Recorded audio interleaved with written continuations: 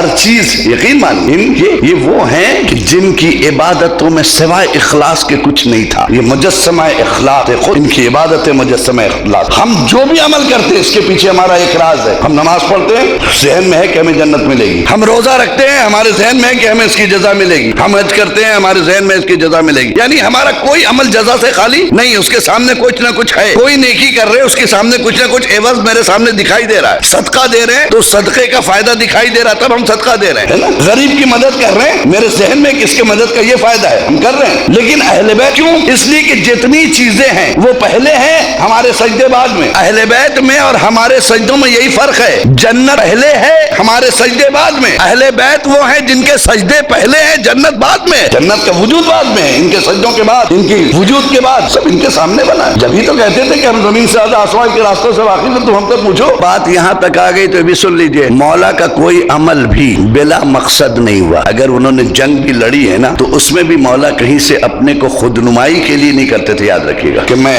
شیر خدا ہوں یہ بتا دوں دنیا کو نا. ان کو ضرورت ہی نہیں تھی اس کی. خیبر کے پیچھے بھی ایک تعلیم ہے. یہ الگ بات ہے کہ ہم خیبر سنتے اس کی تعلیم کا فائدہ نہ اٹھاتے. اس میں بھی ایک تعلیم خیبر میں بھی ایک تعلیم دی ہے. ہمارے نفسوں کو سنوارا ہے. جی چاہتا ہے کبھی اپنے مولا سے پوچھو مولا یہ بتائیے کیا آپ کو نور کی دنیا اچھی نہیں لگتی تھی؟ اچھا خاصا نور کی دنیا میں آپ تھے. حجاب نور میں تھے آپ وہاں عبادت کی. حجاب عدل میں تھے آپ نے وہاں عبادت کی. حجاب کرامت میں تھے وہاں آپ نے عبادت. اچھے اچھے حجاب میں اب کیا ضرورت ہے کہ آپ یہاں تشریف لائے جہاں ٹھیک سے کھانے کو نصیب نہیں, جہاں تکلیف کے علاوہ کچھ نہیں, کوئی آپ کی سنتا ہے کوئی نہیں سنتا ہے, جسے دیکھو اذیت دے رہا. مولا کیا آپ کو وہ دنیا اچھی نہیں لگتی تھی جو یہاں آئے؟ مولا آپ یہاں کیوں آئے؟ What is the purpose of ہدایت جو آپ اس کے لیے آئے ہیں؟ اس کا ہدایت کا پرپز کیا ہے؟ کس پرپز سے آئے؟ تو کہا تم سمجھے نہیں اطہر عباس, تم سمجھے نہیں. وہ دنیا اچھی تھی لیکن میں وہ دنیا کو چھوڑ کے صرف اس لیے آیا کہ تمہاری ہدایت ہو جائے. میں یہاں جو آیا ہوں. اچھا مولا یہ بتائیے کہ آپ کیا مرہب کو مارنے آئے تھے؟ کہنا میرے لسٹ میں مرہب تھا ہی نہیں. کہا آپ انتر کو مارنے آئے تھے؟ کہنا انتر کو بھی نہیں مارنے کا ارادہ تھا, وہ بھی میرے لسٹ میں نہیں تھا. عمر ابن عبدود کو مارنے آئے تھے؟ کہا نہیں وہ بھی نہیں. کہا مولا جب بھی ہم نے دیکھا ممبر پہ مولانا گئے ہیں اطہر عباس تو یا مرہب کو پٹوایا ہے یا انتر کو پٹوایا اس کا چلے آئے, تو ہم یہ سمجھے کہ آپ یہی کام کرنے آئے تھے. بہت توجہ کے ساتھ جب بھی مولانا گئے ہیں آپ کو تلوار دے دی اور آپ کو خوب لڑوایا, اچھال اچھال کے ظالموں کو پھینکوایا ہے اور خوش ہوئے اور چلے گئے, تو ہم یہ سمجھے کہ مولا اچھی کے لیے آئے. کہا اطہر عباس تم سمجھے نہیں, علی کا مقصد یہ نہیں تھا. میں نے کہا پھر مولا مقصد واضح کر دیجیے. کہا مقصد میرے علی اس دنیا کو چھوڑ کر اس دنیا میں صرف اس لیے آیا تھا کہ خدا اور بندوں کے درمیان میں جو دوریاں پیدا ہو گئی اسے ملا سکے. علی صرف اس لیے آیا تھا کہ بندے اور خدا کے درمیان جو گیپنگ پیدا ہوئی ہے اس گیپنگ کو ختم کر دے, اس دوریوں کو مٹا دے. علی تو راہ ہدایت کا مسافر تھا, پرچم ہدایت لے کے آگے بڑھ رہا تھا. خدا کی قسم میں کبھی مرہب کو ہاتھ نہیں لگاتا, کبھی خیبر کو ہاتھ نہیں لگاتا, میں تو پرچم ہدایت لے کے آگے بڑھا. لیکن کیا کروں, میں 40 دن سے یہ دیکھ رہا تھا کہ پرچم ہدایت جو لے کے آگے بڑھتے ہیں راستے میں خیبر ایک رکاوٹ ہے. جب تک اسے راستے سے نہ ہٹایا جائے پرچم ہدایت آگے نہیں بڑھے گا. تو میں نے خیبر نہیں بلکہ راستے کے اسلام کے پتھر کو ہٹایا.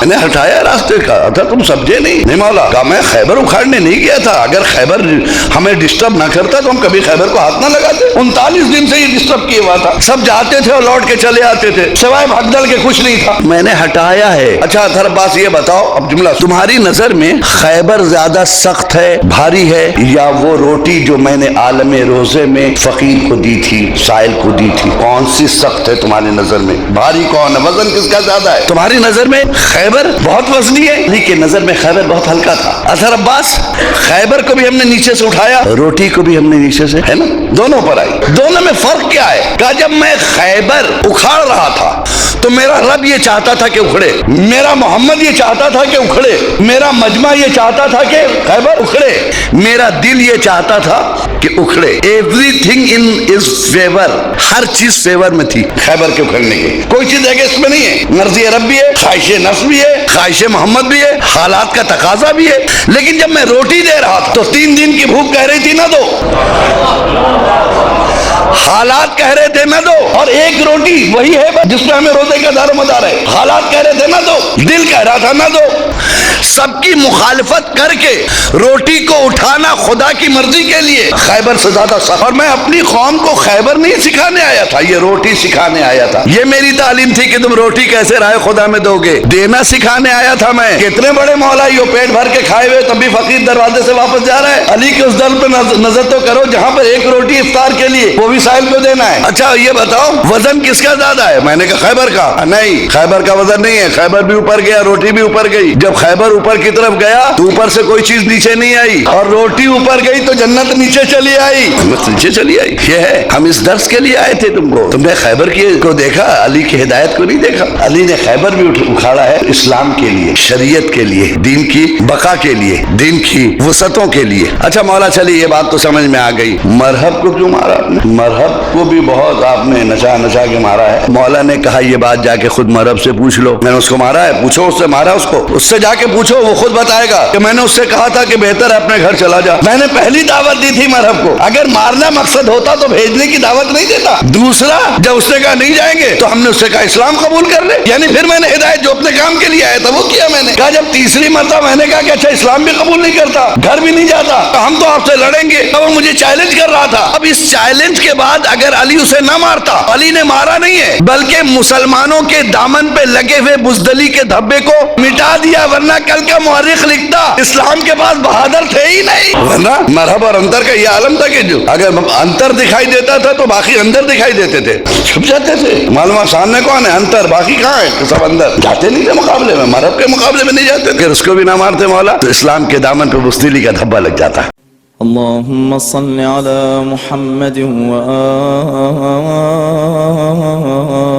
محمد.